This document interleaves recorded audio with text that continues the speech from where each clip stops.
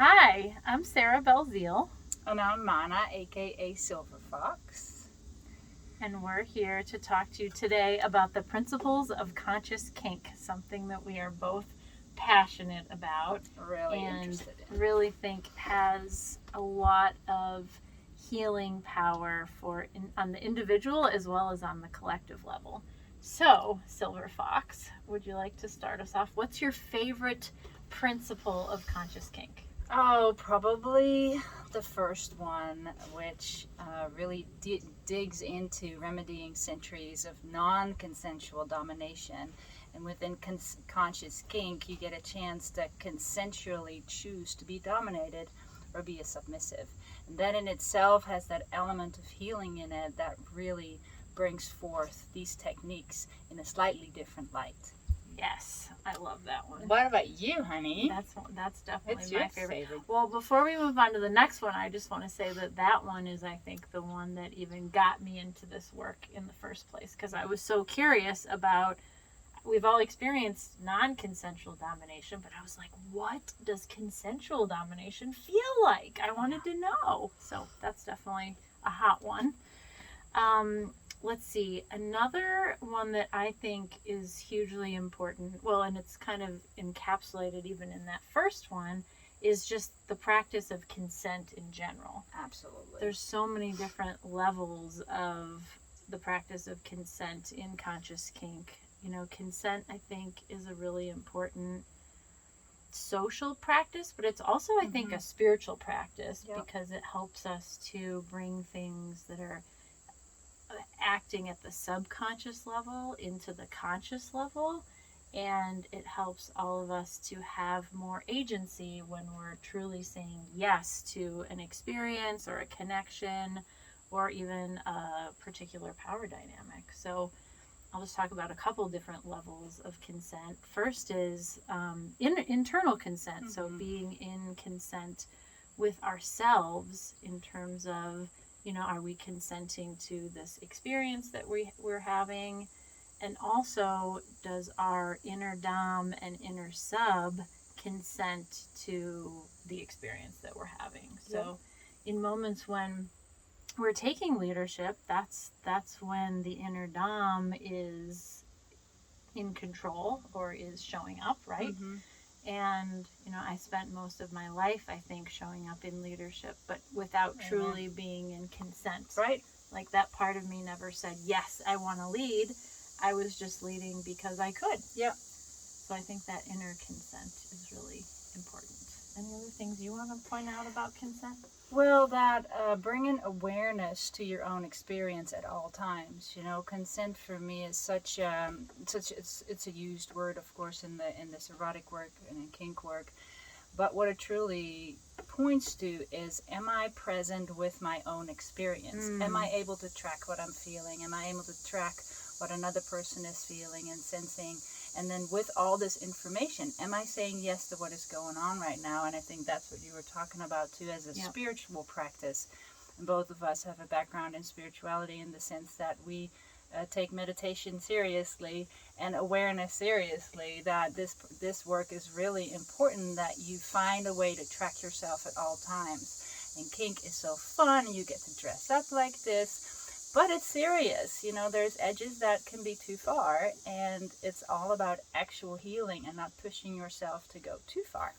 So consent is so powerful, and something that that leads into is, when working with these principles, a difference in wording and a difference in seeing things is that we choose to have power with instead of power over.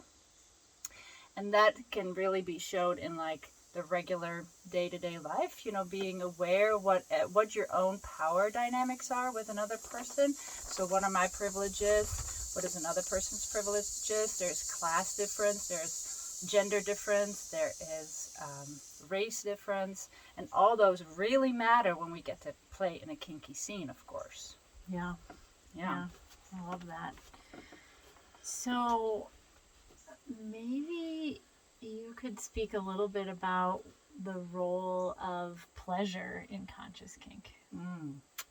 Well, I really like pleasure. We both really do.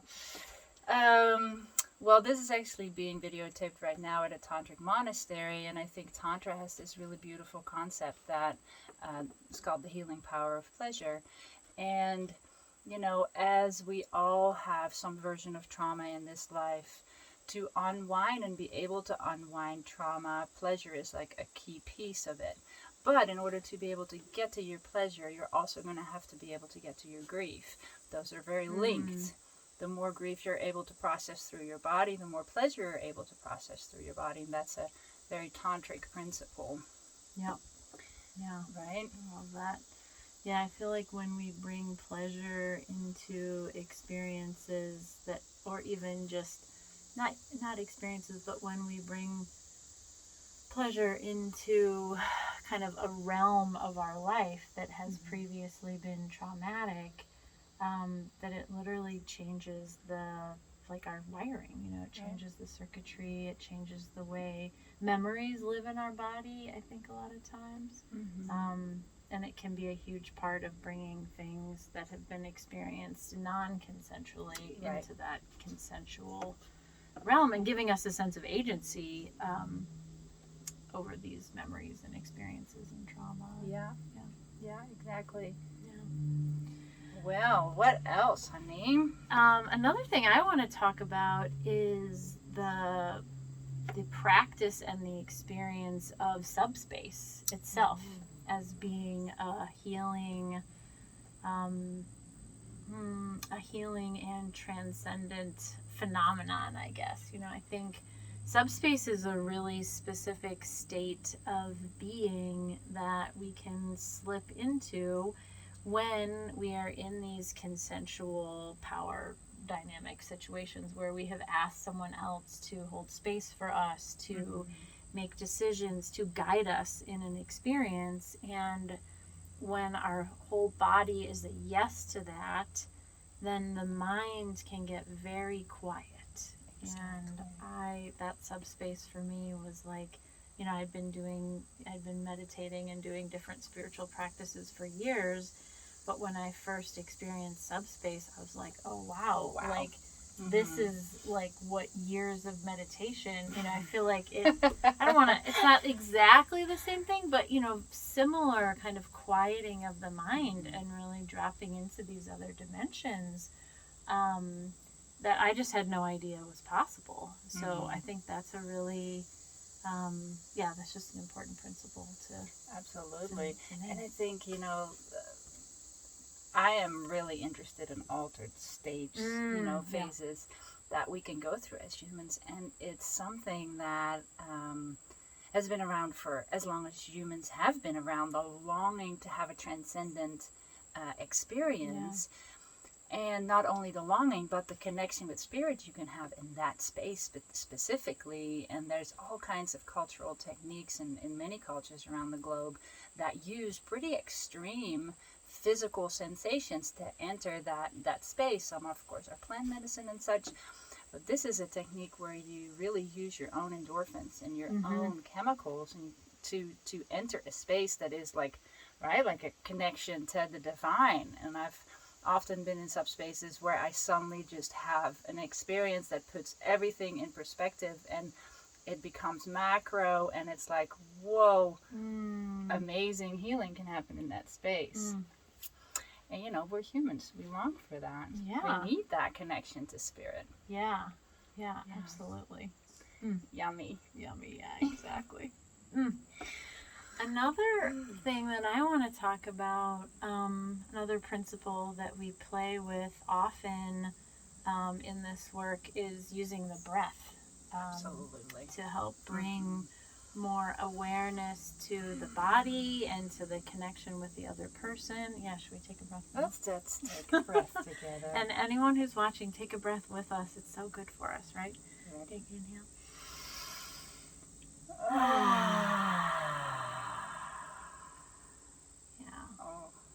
Right? Delicious. We needed that. We needed that. Definitely. Yeah. Oh, breath. I mean, right? Breath can get you deeper into an experience, and it can bring you out of an experience. It's a regulator. Yeah. Yeah. And I love another principle I like to remind myself about breath and I think this is a theme in what we've been talking about so far too, is weaving going between the unconscious realm and the conscious realm, like bringing things out of that subconscious realm into the light. And breath is weaves between both, right? Because if we're not thinking about it, thank goodness we still breathe. Yeah. And yet we can breathe intentionally, and I think that it's a weaver, you know, and it really can help us during, you know, scenes as well as just everyday life, of course, to just be more aware of what's happening in the moment. And I think the use of breath and awareness is one of the huge things that makes conscious kink conscious. Right? Because there's all kinds of kink play out there. And I think that's one thing that really differentiates it. I mean, also all these like principles, but Right. yeah. And I think, you know, being aware why we are drawn to certain scenes. Yeah. And they're often related to situations that have happened in our life or are happening currently in our lives, and that have power dynamics that might need changing or healing or a slightly different outlook on them.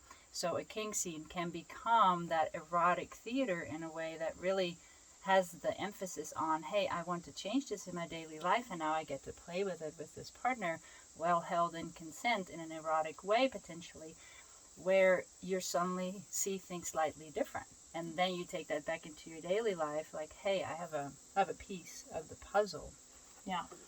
Yeah. Yeah, I think that's really the recipe a lot of times, is taking something that has happened in our lives, like just at the social level, that maybe was hurtful or that we didn't like, and finding a way to reenact it with a partner in a consensual way that then is hot, where there's some pleasure and some play in it. And it's just so empowering to take these experiences that we've had where we've maybe abandoned ourselves in some way, or been hurt, or you know, somehow ostracized, and bring a whole new experience into them. Yeah, into the way the memories live in us. Absolutely. What else? Gosh, there's so much to say. Was that our list? I think so. Maybe we could give a couple of examples of things that we've either, you know, worked on, like witnessed in this work so far ourselves, as well as things that we've experienced ourselves. Because I would really love it for those of you who are watching, like, these principles might sound great, but sometimes it can be helpful when you get actual specific examples of, like, what could this actually look like? What does it look like? Yeah. What are these women talking about? Yeah. Well, you want to start us off? Yeah, I can think of an example.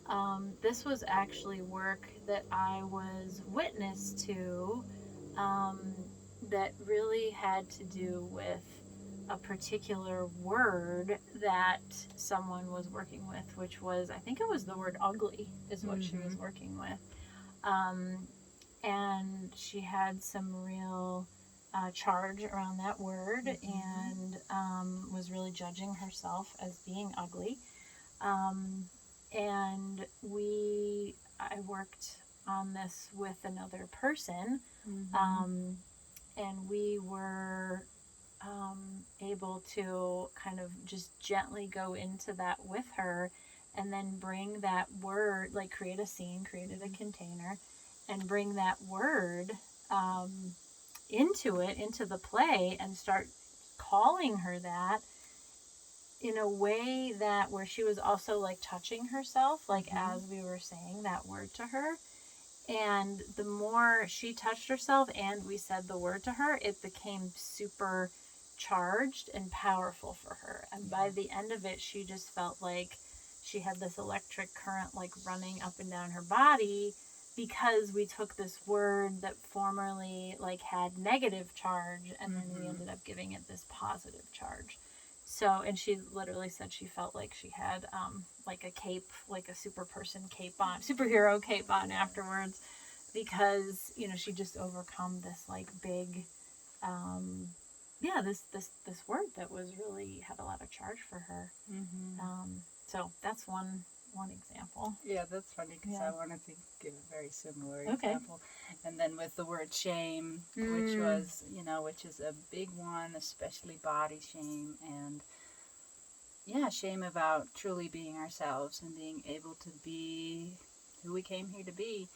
And this work is so disarming, especially also because it's often clothing optional.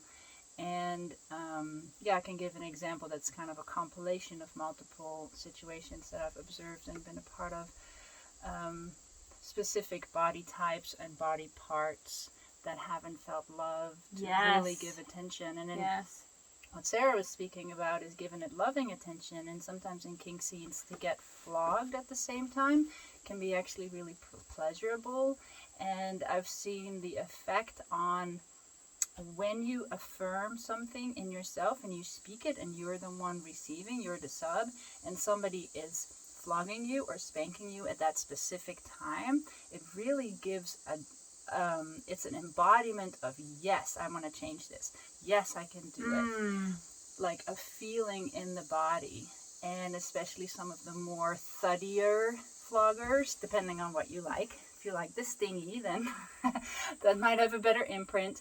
But it's the specific techniques, how to change our brain waves, our brain, about how we've thought about ourselves or about certain things in our lives for so long. Sometimes they need acute changing, and these techniques can be pretty acute. But if you can track it and have consent and go slow enough to a version that you want to go, the pace that you want to go, it can be really possible for you to track it and to change patterns of thinking and patterns of behavior. Yeah. And we just actually led an event, The Pleasure of Conscious Kink, and we do always say that this work takes sometimes days or weeks to integrate. It might not happen just right on the spot, but the fact that then the memories that you have about a certain kink scene are important. How do you then talk to yourself when you have a memory come up? Like, keep affirming it, keep changing those new behaviors in your brain is really important. So the aftercare, in that sense, after a scene is really some of the deepest work comes afterwards. Is how do we integrate it afterwards, and having a lot of self-love during that time. The aftercare is huge. That's a big part of what we do teach in this work, is kind of the anatomy of the scene, right? Like the consent, boundary setting, negotiations at the beginning, the scene itself, and then aftercare, like making sure that aftercare and integration is in there is really important. Absolutely. I think that should be part of every kink scene, but it's definitely part of a conscious kink scene. Yes. Yeah. Yes. So, and that's what we're holding space for, to really teach from the beginning up, from the foundation up, so that you don't feel like, oh my gosh, how am I going to be part of this special clique? How am I going to be part of this special group of people that magically have found this? No, you can do this too. There's simple steps in this process that you can follow. Yeah. I can think of one other personal example from my life that I think illustrates conscious kink pretty well. I had this experience when I was in second grade of having a boy that I had a crush on send me a note and pass it up from along the aisle from person to person till it got to me. And so if you're that boy watching this, I'm sorry. No, just kidding.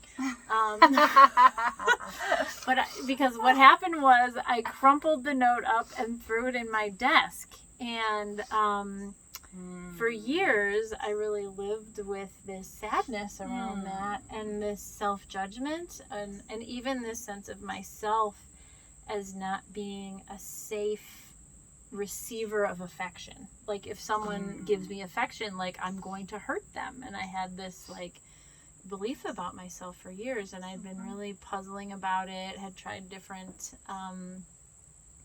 I don't know, I'd worked through it in therapy a little bit here, and had tried other things to address it. And then one day I found myself in a kink scene with a partner who asked to crawl around on the floor and beg for my affection, and to have me hit him with a little riding crop, like while he was asking for my affection, and wanting to adore me. And as the scene was going on, like I was enjoying it, but it was almost more sensation than I could handle, because I was like, whoa, what is happening right now? It just felt like it was landing so deeply with me. It's like I cognitively couldn't even like process what was going on. So I just kept like surrendering to the pleasure of it. I'm like, it's fun. That's all I need to know. I'll just keep surrendering to the pleasure of it. And when we finished, and it was a relatively short scene, but then when he was holding me afterwards, and I was just like letting my body integrate, or I was holding him, we were just holding each other afterwards, I think, letting my body integrate what happened, all of a sudden I realized that was really healing. It, like that story that I had about, hurting someone who was expressing affection to me had been completely like upended and kind of uprooted, I would say, and because we had done this in this consensual way.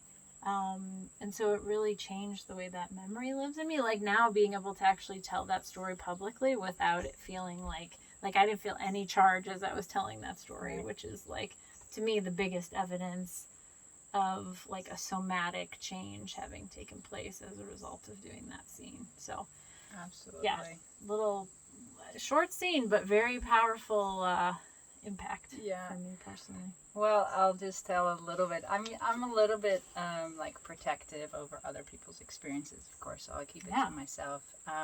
My own experiences. I think growing up, I've been really like expressive and present in my life, and too sometimes a little bit much, a little bit big, a little bit too big. Or at least that was the thoughts about myself, and specifically my wilder side, my crazy side, doesn't always fit in society. And so I felt a lot of healing when I learned about stalking, the art of stalking. And it turns out I love stalking, and specifically really feeling animal when I stalk somebody. And allowing that just absolute pure wild sense of myself to really grow into a full body experience where I smell more, and when I hear different, and when I get down on all fours. It's really fun to do this kind of scene work out in nature, and of course get a partner who loves to be stalked. That makes it just great. But the fun thing is that my senses, my awareness of everything around me is heightened. Really like I can really hear, like, where are they hiding? And I can really like smell things a lot better. And that is so interesting, because I often identify a little bit more as a Dom. So that Dom effect in a way is that you become heightened. Your awareness becomes so heightened. First off for yourself, but also for your surroundings. And that's a slightly different experience, of course, than the sub and subspace. Yeah. And I love both. So interesting to have that super focus come in. Yeah. It's like, woo! Sounds yum. Hot. Yes. Are you maybe want to get stalked? I love that. That would be fun. Yeah. I don't know. We might have a moment right now. Yeah. Well, Okay. I think what's exciting to me about that is the scent. Yes. Like, because that's another, little kink of mine, is being able to smell different people and like learn each other's scent and things. And so like that sounds very like primal and yummy. And also like nuance. For sure. And so the smell being, for me, what comes up is that I want to really protect my prey. Oh, okay. It's like I can't actually eat my prey because I don't have enough canines, else I seriously would. Don't worry about it. But there's a sense of protection for the prey as a predator that comes up, as a stalker. And then, of course, the word stalker in our culture definitely does not have a positive feel. So to make that also more into that animal predator part of ours, that's actually pretty natural. to play with that. Yeah. And to bring the stalker back in a consensual scene, of course, and to get a full yes from somebody who would love to be stalked. It's like, ugh, whew. I love this. Meow.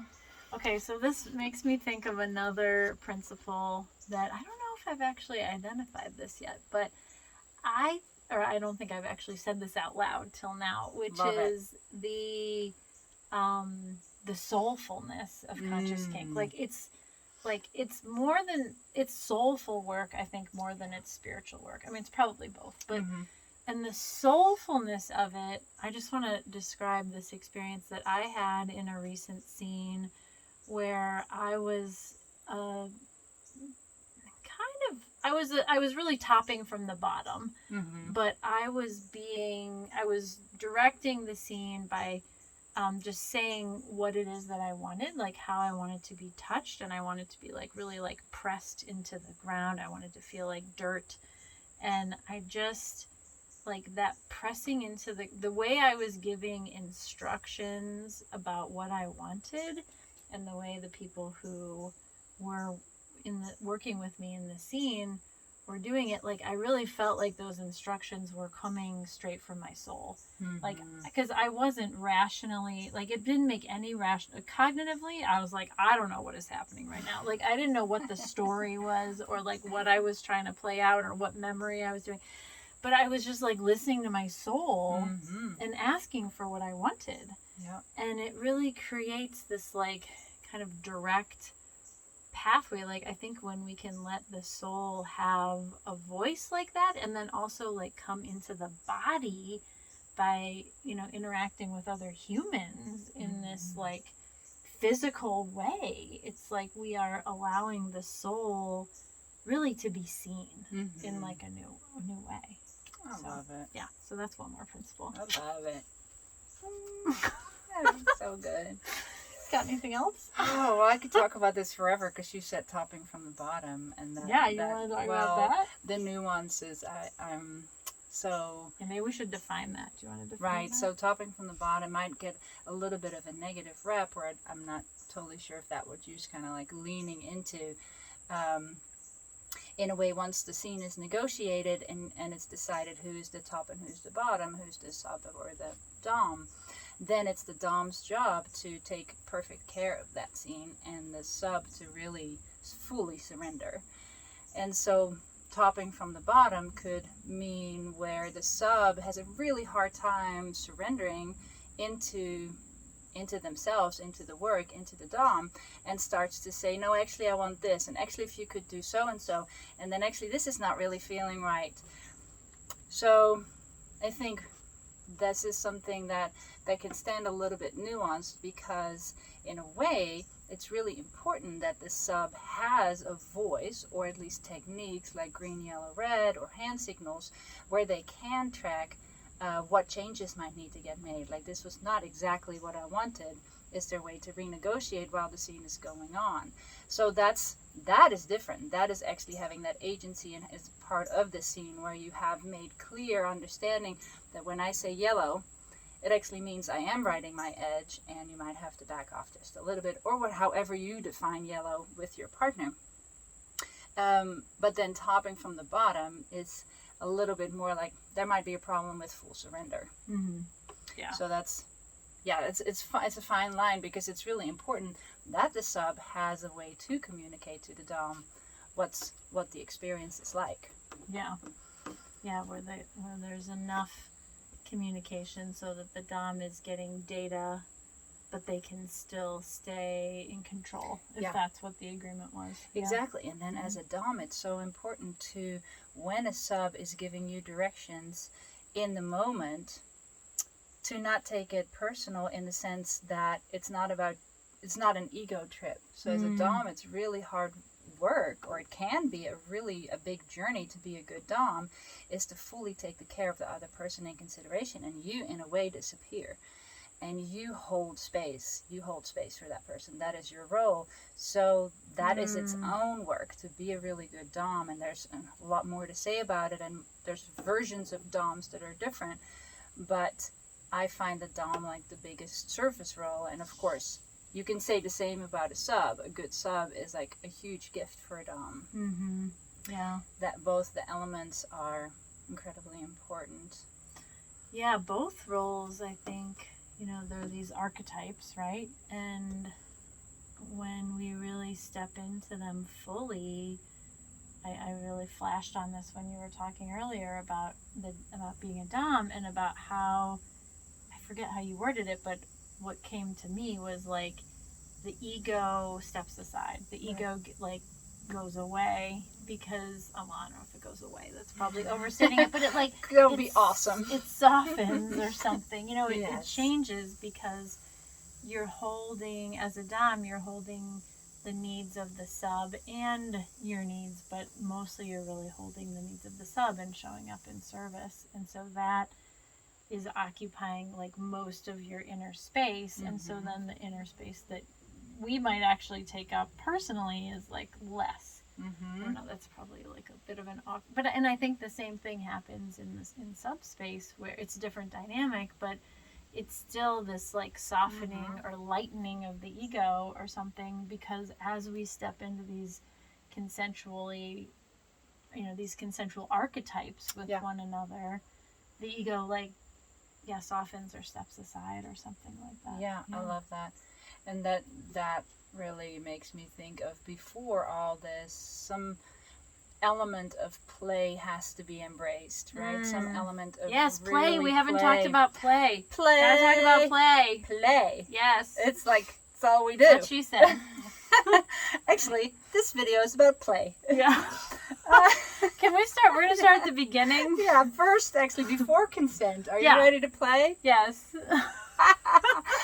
It kind of is more important than, I mean, they're both equally important. But there has to be that lightness and that sense, because that's what makes it fun.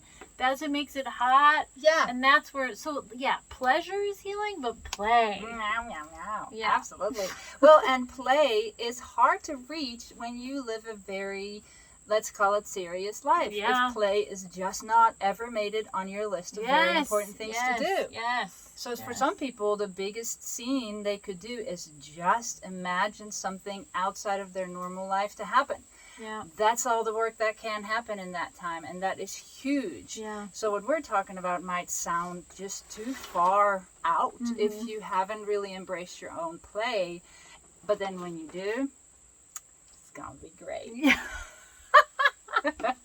Definitely opens up something new in each of us, I think it opens up this, it's this, I like to call it erotic innocence, this like playful, this childlike part of ourselves, that it can also connect with erotic energy and bring forth that innocence, and that's where the healing comes from.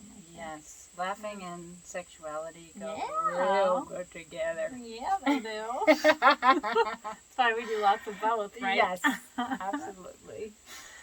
So, glad we got on that. Is that a good note to end on? I or are we just going to go on forever? You can tell that we're really geeky on this stuff. Yeah, I think we hit some of the major ones. I mean, we are excited to potentially invite you to attend our next event, whenever it might be. Yes, maybe please. We'll put that in the link down below. Oh, or wherever this is going to live. But it'll, sideways somewhere. There. Somewhere outside of the screen.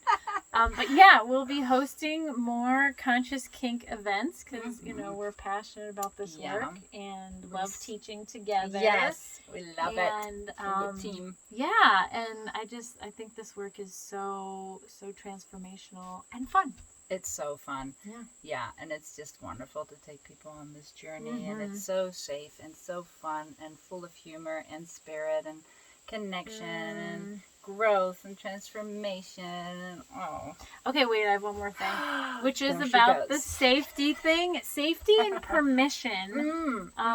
That's something that, people have commented on quite a bit about the spaces that we create together. So I just wanted to acknowledge that really, I think that's a really valuable thing, is being able to step into what we call a big permission field, where you really feel comfortable to explore your edges and feel safe or safer to explore your edges. Brave spaces where you give yourself permission, which often comes from kind of from the circle and from us of just like feeling that there's this social permission to really push into these areas that maybe you've never explored before. So that's something that I'm glad that we're able to do, and it's an honor to be able to create that.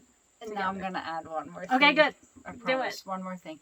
That safety comes with a slow start. Oh, yes. So we definitely really honor a slow start of our work together when it's event time.